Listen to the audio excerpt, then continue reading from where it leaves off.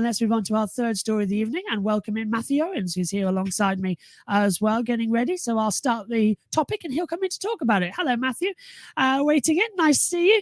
Now, in a stunning development in the NASCAR charter system saga, 2311 Racing and Front Row Motorsports have filed a lawsuit against NASCAR. Now, in this antitrust lawsuit, both teams accuse NASCAR of being monopolistic bullies. 2311 and Front Row Motorsports were the only two teams who didn't sign the new charter agreement because they didn't think it was fair. Now they've decided to take the issue to the courtroom because they feel they need to stand up to NASCAR. Both teams hired a highly respected antitrust lawyer, Jeffrey Kelser, and to handle the case, who has a strong reputation for getting victories in cases like this. 2311 have said as well, in a joint statement coming out here as well, that, first of all, 2311, is that all together? Yeah, it's a joint statement from the two. So we share a passion for racing, the thrill of competition, and winning. Off the racing track, we share the belief that change is necessary for the sport we love. Together, we brought this antitrust case so that racing can thrive and become a more competitive and fair sport in ways that will benefit teams, drivers, sponsors, and most importantly, fans. Everyone knows that I have always been a fierce competitor, and that will to win is what drives me and the entire 2311 team each week and every week out on the track. I love the sport of racing and the passion of our fans. But the way NASCAR is run today is unfair to teams, drivers, sponsors, and fans. Today's action shows I'm willing to fight for a competitive market where everybody wins.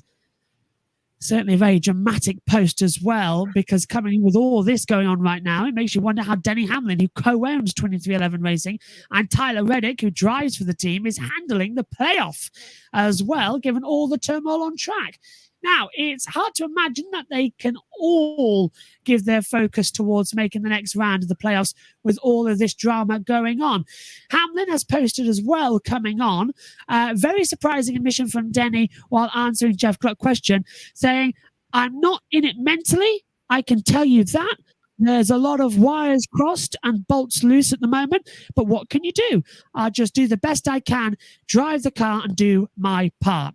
Matthew's here with this bit as well. So then, Matthew, do you see this lawsuit being a major distraction to Hamlin and Reddick's playoff efforts? And what is your take on all of this mess that we've got going on tonight? Well, hi, Josh, and thank you for having me for a story that is just ridiculous. Do I think that this will distract Denny Hamlin in the playoffs? Why wouldn't it? He's always distracted in the playoffs. Denny Hamlin, once again, has found himself a way to be mad at something and to not be mentally in it for the playoffs. Why am I not surprised? He never is. That's why he's never won one of these things, despite being one of the most talented drivers and one of the winningest drivers in NASCAR history. Once again, he's his own worst enemy. Just to hear him say that he's not in it mentally, it's a very striking comment. It's just really befuddling to me.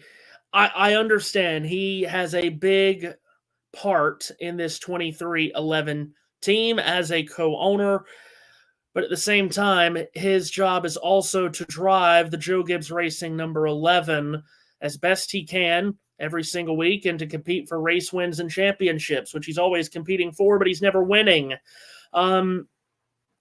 It just continues his long, wild saga to race for one of these championships and somehow not winning it. That's first and foremost. If it's affecting him, I imagine it's affecting Tyler Reddick.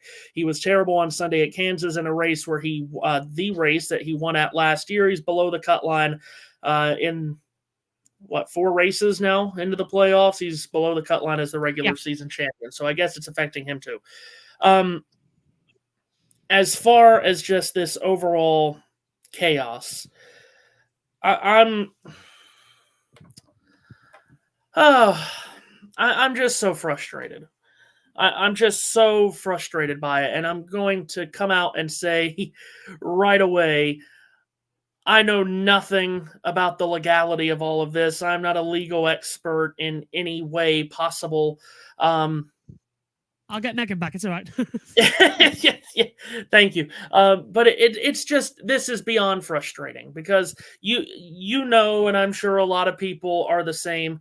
I'm a fan of all of these different sports. I'm a hockey fan, football, basketball, and so on. And we've dealt with issues between owners and players in other professional sports. And anytime they start talking about lockouts and all of that, it's just, I don't care what the players are making. I don't care what the owners are making. Just get it done. That's what I feel. I'm sure that's what the majority, 90, 95% of people feel in situations like that with professional sports leagues. Just get it done. Do not do this lockout, the cowardly lockout, and ultimately hurt your fans and everything else about your sport. I have similar feelings here. Listen, never do I want to say, or do I want to devalue about the money that is being made by anyone in their lives. We all make different amounts of money in our lives, and a dollar is more valuable to some than others.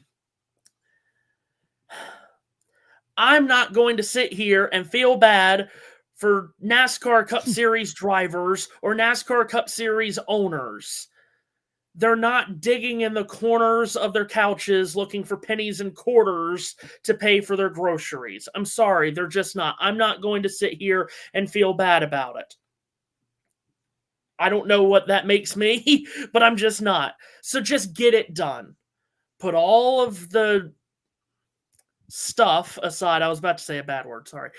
Put all of that stuff aside, swallow your pride, and just get the job done. Because this is bad for everybody. It's bad to have the dirty laundry aired out for everyone to look at, for you to look like idiots, for you to look like spoiled, greedy fools. And it's just, that's what frustrates me the most. And honestly, from the 2311 and the Front Row Motorsports side of it, you know, apparently this was good enough for 13 other teams to sign.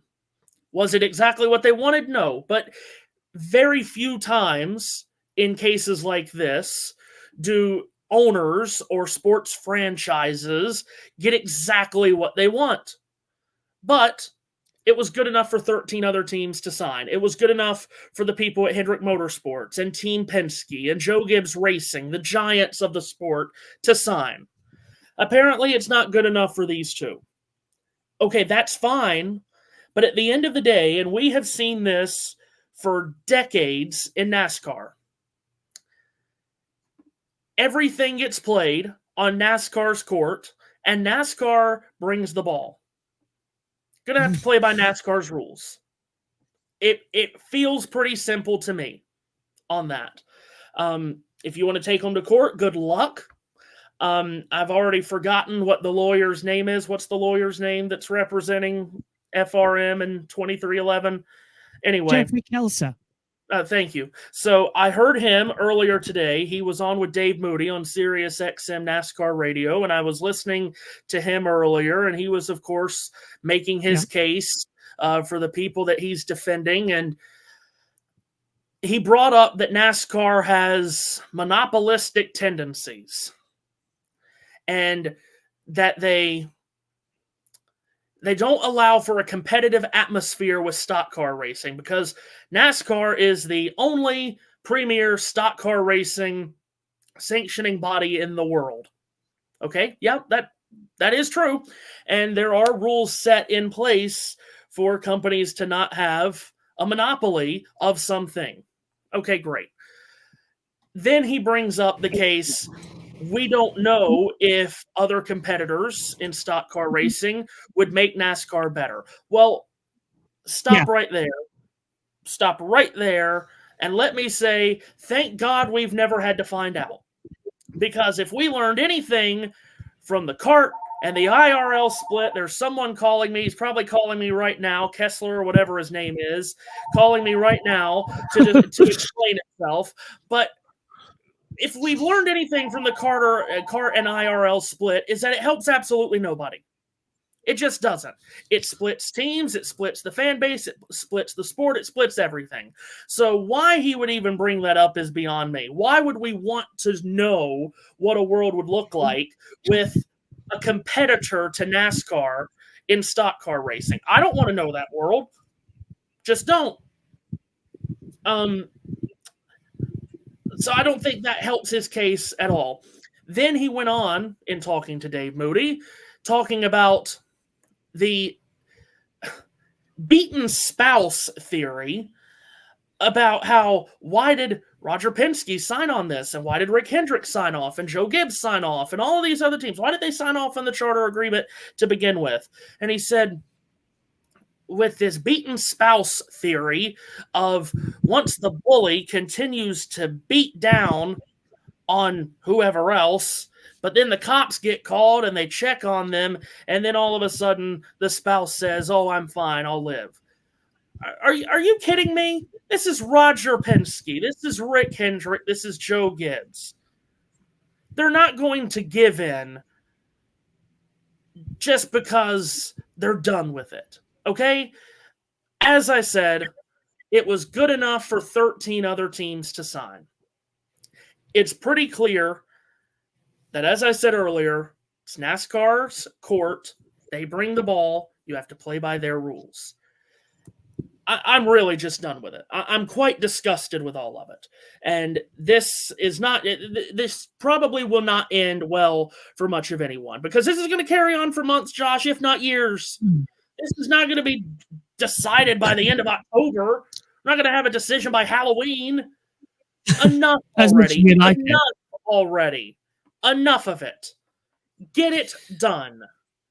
So, out of interest then, because I have seen a couple of people who have, well, I don't want to say be negative Nellies, but are, and have said, I'm doing a little bit of rumor that maybe those cars, the 2311s and the front of Motorsports cars, won't pass scrutineering this week for Talladega, or something will be wrong. Or would NASCAR really be that petty? I mean, would they be petty to sort of go like, okay, you're going to have a go at us, we'll make your life hell? Would they really do that? I mean, we've seen on-track rivalries, but would the governing body get involved in that?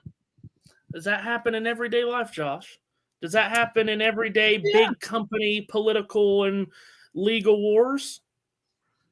Yeah, I would say so. Probably will happen. I would. If that's how NASCAR chooses to go about it, again, I'll just repeat one more time. They supply the court, they supply the ball. Play by their rules. If you're going to go at